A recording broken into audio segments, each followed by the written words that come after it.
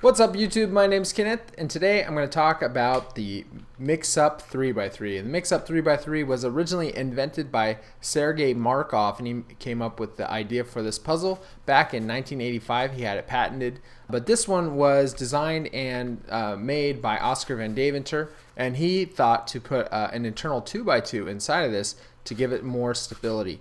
So anyway, what a mix-up cube is it's just a 3x3 Rubik's Cube, as you can see. But what it does is it does something a little bit interesting, and that is if you turn one side 45 degrees and the other side 45 degrees, now you can turn this side like that. Isn't that weird?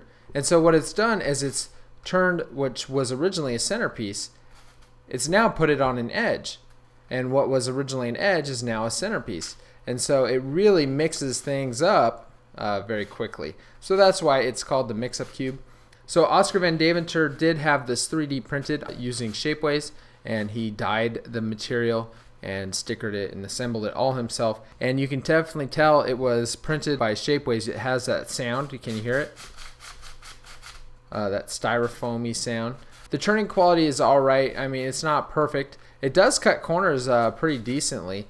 You can see I'm about half an edge, and it cuts okay, but it's really stiff. Another weird thing about the turning of this puzzle, and that is the outer layers are kind of stuck together, where the inner layers are more free. So when I turn one outer layer like this, you can see the other outer layer turns with it, which is kind of weird. So when moving the center slices, it's best just to move the slice by itself rather than turning a whole layer with the center and then bringing the layer back. And that's because it sticks to the opposite layer when you do that.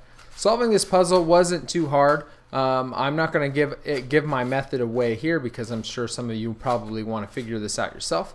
But it wasn't that difficult. There was one thing that made this puzzle very difficult, and that is it has a parity at the end. And the parity, what it looks like is it looks like two edges need to switch positions. And of course, that is impossible on a Rubik's Cube.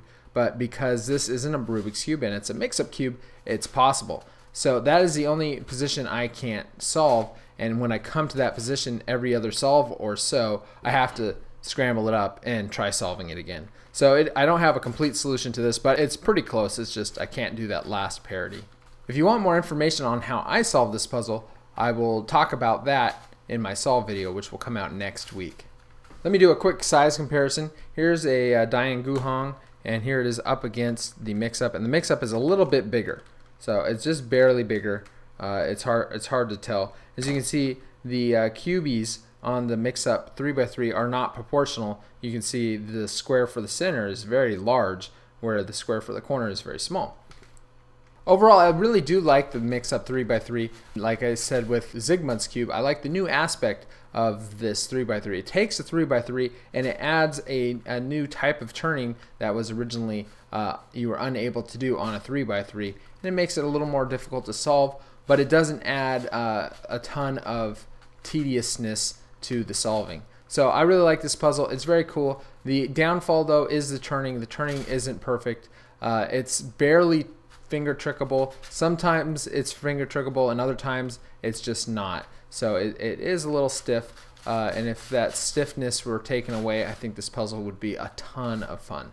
So that's pretty much it on this video. I will be making a solve video of the Mix-Up 3x3 where I will be talking about the way I solved this puzzle, and that will come out next week.